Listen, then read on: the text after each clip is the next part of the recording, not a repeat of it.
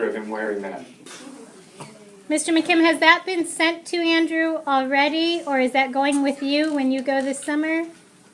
It's going to be going with the next person to travel, Okay. who is likely me, and that is likely this summer. If it stretches longer than that, we will probably spend the money to send it over. We ran the numbers again. It's so expensive to send packages. Right. So much better to take them in suitcases. We'll keep you posted. Okay, I was just wondering whether we should expect that he would or would not have it when we Skype with them again. So he won't have it. Is the answer. I know that would be so much better if he could have it on for your next Skype session. That's okay. That unfortunately won't happen. But the pictures will be in your Dropbox account, and hopefully, if you guys are still around Skyping in the fall, he'll be wearing it then. Okay. Maybe we could show him a picture of it when we Skype with Andrew. We could show him one that we're sending. Would that work? Absolutely. Okay. Absolutely. Yeah, anything you can always show. Show and tell is one of my favorite things that schools do in the Skype sessions. Up here in Canada, we had a school last week that showed them how to play hockey. But they don't even know what really ice and ice skates are all about. So, but we Canadians try and teach hockey to anybody. Patrick? My name is Patrick. Where is the water? Where is the water that they went to? The water that they walked to get. The water that they. Okay. As we said, it's a 30-minute walk away from their house, and they have to make that walk 8 months of the year. For 4 months of the year, what they call the rainy seasons, we actually do have water. At the old chat house, that was a little tap out in the backyard. I say yard, but there was no grass. At the new chat house, there's actually a kitchen faucet and a toilet, things they did not have before. So it's a much nicer house. And for 4 months of the year, they do get the water. I give long answers to short questions. All my students say so. David? My name is Cadence, and when's Andrew's birthday? You know, I don't know Andrew's birthday, and the sad reality is that most of the kids, actually all of them at the house, they don't know when their birthday is.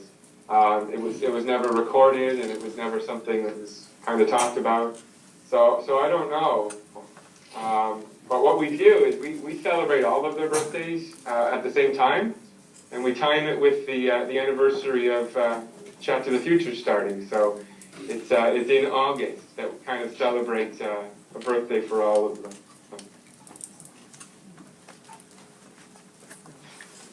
Joe? My name is Joe, and what are the medicines? What kind of colds do they get there? Sorry, Joe, what was that? What kind of what? What kind of sickness do they get there? Flu? Do they get like flu and colds like we do, or they get other types of illnesses? Oh, okay. Flu and cold, yes. The worst thing is something called malaria. And malaria actually causes a lot of people to lose their lives every year. But most of the time, you just keep getting it regularly through your life after you've been bitten by an infected mosquito.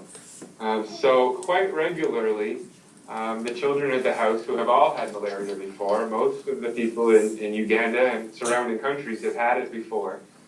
So they'll get anti-malarial treatments after that. They're just like us though, antibiotics if there's an infection, which they have access to because you fund it. That's the only way that they can get medicine is if you have money to pay for it. And Andrew does. So if they get sick, the nice thing is they do have access to decent medicine. And I was at the hospital. I was actually there for the birth of Florence's baby, oddly enough. And although it certainly isn't like a hospital in Canada or the United States, it It was able to take care of people, and they took good care of Florence and that baby. So, Tyler? lots of treatment similar to ours. Tyler, you have to yell. Yell. Do they have pools there?